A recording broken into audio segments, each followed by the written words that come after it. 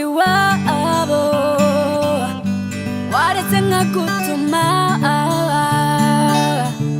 ukamubwira ko mukunda. Abakobwa cyangwa abategarugori muri rusange binjira muri creative industry hano mu gihugu cyacu cy'u Rwanda bakwiye gufata Knowless, Butera Knowless bakamwigira bakamufata akamushyira hariya akabigisha ibintu bigiye bitandukanye ndetse n'uburyo ushobora kujya consistency muri no ruganda uri umutegarugori, kubera ko Knowless ngiye kubwanjye I personally ntago ninya kuvuga ko mu myaka 12 kuba twatangiye kubona ino music iri moderne ba Ben ba Tom Close ba Knowless ari mu bategarugori bakoze ibintu bagize consistency muri no ruganda.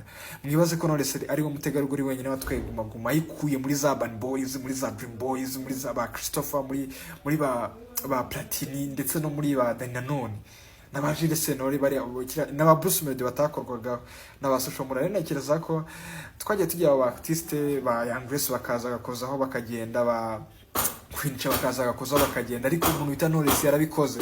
Rero ntekereza ko bafite umukoro uhagije ba Ways ba Bwiza wo kwigira kuri Knowless. Ubundi yabigeneje ate kugira ngo akomeze agire iyo consistency. Big shout out kuri we ndetse na team muri rusange yamufashije, kubera ko anagerageje international collabs, agerageza ba Roberto, agerageza n'abandi ba artiste akora n'indirimbo za Turiya zafashe East Africa muri rusange. Rero ni queen, she's a queen kabisa muri runo ruganda rw'imyidagaduro, ndetse n'abandi bagomba gukomerezaho, ariko bagomba kumwigiraho ikintu gikomeye cyane cya consistency, ndetse nawe akagenda babwira bagabwe namwe yagiye akoresha kugira ngo akomeze agire consistency muri runo ruganda, kubera ko ntago byoroshye kabisa.